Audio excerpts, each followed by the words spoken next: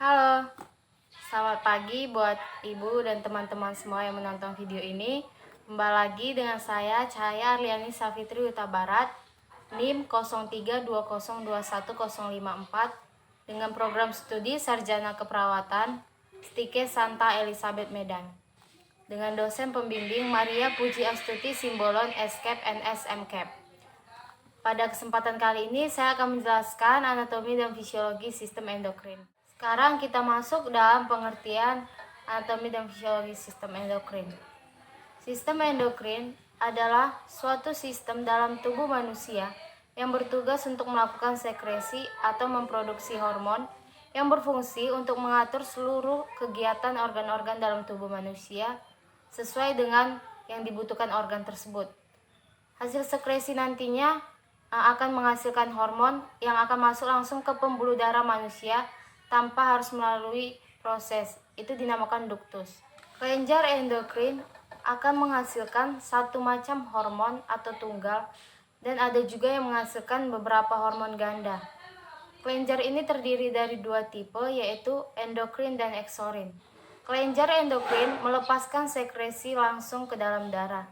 Kelenjar endokrin terdapat pada pulau Langerhans atau kelenjar gonad, kelenjar adrenal, hipofisis, tiroid, dan paratiroid. Sedangkan kelenjar eksorin melepaskan sekresi ke dalam duktus pada permukaan tubuh seperti kulit dan organ internal lainnya. Adapun fungsi dari kelenjar endokrin yaitu mengontrol dan merangsang aktivitas kelenjar tubuh, merangsang pertumbuhan jaringan, menghasilkan hormon-hormon yang dibutuhkan oleh organ-organ tertentu, mengatur oksidasi metabolisme, dan meningkatkan penyerapan glukosa pada usus halus, mempengaruhi metabolisme lemak, protein, vitamin, dan mineral.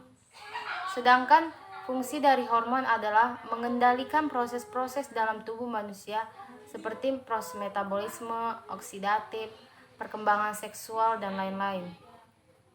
Menjaga keseimbangan tubuh. Di dalam tubuh manusia terdapat 6 kelenjar endokrin yang masing-masing berperan dalam menghasilkan hormon-hormon tertentu sesuai dengan kebutuhan tubuh. Sekarang kita masuk ke dalam anatomi dan fisiologi sistem endokrin. Yang pertama ada hipofisis atau dengan nama lainnya glandula pituitari. Ini terletak di sela turcica basis crani dengan berbentuk oval dengan diameter kurang lebih 1 cm. Hipofisis ini dikenal dengan master of gland karena kemampuan hipofisis dalam mempengaruhi atau mengontrol aktivitas kelenjar berbeda dengan menghasilkan endokrin lainnya. Terletak di bagian otak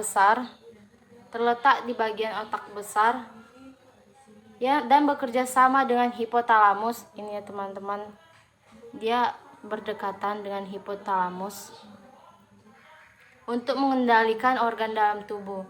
Kelenjar hipofisis ini dibagi menjadi 3. Yang pertama ada bagian depan, ini bagian depan atau anterior, ini teman, anterior, dan ada bagian tengah, dan ada bagian posterior atau belakang. Ini teman-teman, posterior atau belakang. Baik, yang pertama kita masuk dalam kelenjar hipofisis bagian anterior.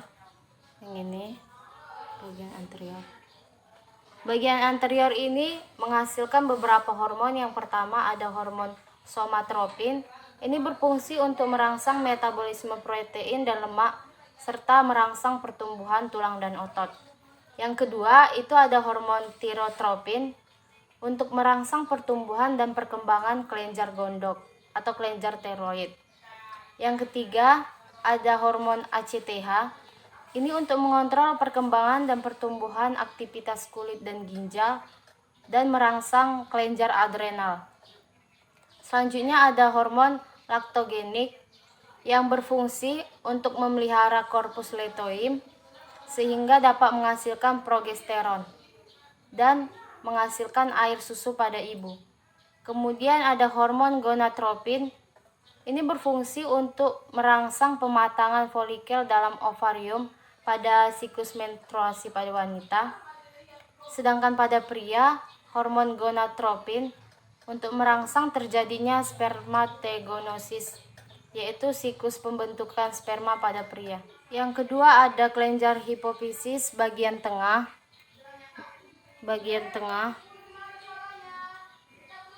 Yaitu berfungsi hanya untuk memproduksi satu hormon yang disebut dengan melanocyte stimulating hormone atau disingkat dengan MSH. Hormon ini bertanggung jawab terhadap pewarnaan pada kulit manusia. Semakin banyak melanosit yang diproduksi, maka semakin hitam kulit seseorang. Selanjutnya kita masuk kelenjar hipofisis bagian terakhir, yaitu posterior atau belakang. Ya teman-teman. Kelenjar ini menghasilkan dua macam hormon. Yang pertama ada hormon vasopressin atau diuretik atau sering disebut dengan ADH. Ini berfungsi untuk mempengaruhi proses reabsorpsi urin pada tubulus distal untuk mencegah terlalu banyak urin yang keluar. Selanjutnya ada hormon oksitosin yang berfungsi merangsang otot polos yang terdapat di uterus atau alat reproduksi pada wanita. Selanjutnya kita masuk dalam anatomi yang kedua, yaitu glandula pineal atau kelenjar pineal. Ini merupakan kelenjar di dalam otak yang berfungsi untuk menghasilkan hormon melatonin. Hormon ini akan berfungsi untuk menimbulkan ngantuk dan mengatur irama tidur secara alami. Yang ketiga ada kelenjar tiroid. Teman-teman, kelenjar tiroid ini terletak di depan leher atau depan kerongkongan, tepat di bawah kartilago. Terdapat dua lobus kanan dan kiri.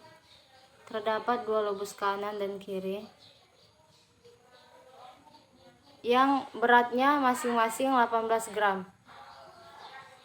Dengan panjang 4 cm dan ketebalannya 2 cm.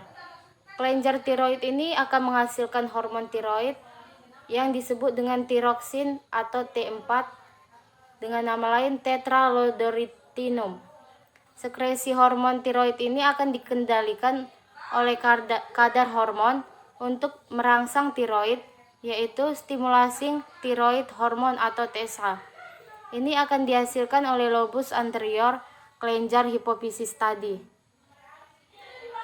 Kelenjar ini akan secara langsung dipengaruhi dan diatur aktivitasnya oleh kadar hormon tiroid. Nah, kelenjar tiroid ini memproduksi beberapa hormon. Yang pertama ada hormon tiroksin. Ini untuk mengatur pertumbuhan dan perkembangan tubuh manusia, seperti mengatur aktivitas saraf dan mengatur metabolisme organik. Yang kedua ada hormon triodontrium. Itu fungsinya sama seperti hormon tiroksin tadi, yaitu mengatur laju metabolisme tubuh, pertumbuhan testis, saraf, dan tulang. Kemudian ada kelenjar paratiroid. Ini terletak di setiap sisi dari tiroid tadi, berjumlah 4 buah, 1, 2, 3, 4, yang tersusun secara berpasangan. Kelenjar paratiroid ini akan menghasilkan hormon parahormon yang berfungsi untuk menjaga keseimbangan kalsium dalam darah dan juga mengatur metabolisme fosfor. Kelenjar paratiroid ini tumbuh di dalam endoderm yang menempel pada bagian anterior dan posterior lobus kelenjar tiroid. Dia berjumlah 4 di cells. Kelenjar paratiroid ini berwarna kekuningan dengan berukuran 3x3 2 mm. Dengan berat keseluruhan sampai 100 mg. Nah, kelenjar paratiroid ini akan dikendalikan oleh kadar kalsium dan plasma darah.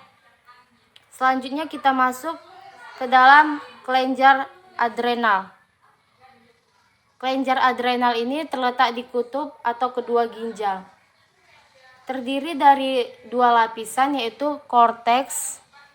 Ini korteks. Dan ada medula adrenal. Nah, kita pertama masuk ke dalam korteks adrenal. Ini memiliki 3 hormon. Yang pertama ada mineralocorticoid atau aldosteron. Ini berfungsi untuk mengatur keseimbangan dengan meningkatkan retensi natrium dan ekskresi kalium. Juga membantu dalam mempertahankan tekanan darah dan curah jantung. Selanjutnya ada hormon glukokortikoid. Ini berfungsi dalam metabolisme glukosa yang meningkatkan kadar glukosa dalam darah. Kemudian ada hormon androgen atau hormon seks. Ini kelebihan pelepasan dalam misalnya seperti penampilan sifat laki-laki secara fisik dan mental pada wanita. Dan kelebihan pelepasan estrogen yang akan mengakibatkan ginekomastia dan retensi natrium dan air. Sedangkan kita masuk ke dalam medula adrenal, bagian yang kedua dari kelenjar adrenal tadi. Medula adrenal ini memproduksi dua hormon. Yang pertama ada hormon adrenalin. Ini berperan dalam segala hal yang berhubungan dengan peningkatan fisiologis pada manusia. Yang kedua ada hormon noradrenalin yang berfungsi kebalikan dengan hormon adrenalin tadi. Selanjutnya kita masuk ke dalam kelenjar pankreas. Ini ya teman-teman. Kelenjar pankreas ini terletak di rongga abdomen atas yang terbentang horizontal dari cincin duodenal klien yang memiliki panjang sekitar 10-20 cm dan lebar 2,5-5 cm. Ini mendapat asuhan darah dari arteri mesenterika superior dan splenincus. Kelenjar pankreas ini berfungsi sebagai sistem endokrin dan eksogen. Di dalam kelenjar pankreas ini memiliki hormon insulin yang berefek anabolik. Yang pertama ada efek pada hepar, yaitu meningkatnya sintesa dan penyimpanan glukosa. Yang kedua efek pada otot atau meningkatnya sintesis protein dan meningkatkan transformasi asam amino serta glikonesis. Dan yang terakhir ada peningkatan pada jaringan lemak, yaitu meningkatkan sintesa dari asam lemak bebas. Terakhir kita masuk ke dalam kelenjar gonad. Nah, kelenjar gonad ini akan terbentuk pada minggu-minggu pertama. Keaktifan kelenjar gonad ini terjadi pada masa prepubertas dan meningkatnya sekresi gonadotropin atau hormon FSH dan LH. Kelenjar ini disebut juga dengan kelenjar reproduksi karena produknya berhubungan dengan alat reproduksi pada manusia. Ini contohnya pada alat reproduksi pria ya teman-teman. Nah, jika pada pria terdapat di testis dan pada wanita itu terdapat di ovarium. Nah, testis ini terdiri dari 2 buah dalam skrotum. Testis ini mempunyai 2 fungsi, yaitu sebagai organ endokrin dan reproduksi. Nah, sedangkan ovarium ini berfungsi sebagai organ endokrin dan reproduksi. Sebagai organ endokrinnya, ovarium akan menghasilkan sel telur atau ovum yang setiap bulannya akan mengalami masa ovulasi dan siap dibuahi oleh sperma. Ada beberapa hormon yang dihasilkan oleh kelenjar gonad ini atau kelenjar reproduksi. Yang pertama ada hormon estrogen. Hormon ini berfungsi dalam pertumbuhan dan perkembangan alat reproduksi pada wanita, seperti perkembangan payudara, perkembangan pinggul, dan lain sebagainya. Yang kedua ada hormon progesteron. Ini berfungsi dalam perkembangan dan pertumbuhan alat reproduksi primer wanita, seperti perkembangan uterus dan lain-lain. Kemudian ada hormon androgen yang berfungsi dalam pertumbuhan primer pada pria, misalnya pembentukan sperma. Dan yang terakhir ada hormon testosteron yang berperan dalam pertumbuhan sekunder pria, seperti perubahan suara dan pertumbuhan jakun. Demikianlah materi mengenai anatomi dan fisiologi sistem endokrin yang bisa saya sampaikan. Terima kasih, salam sehat untuk kita semua.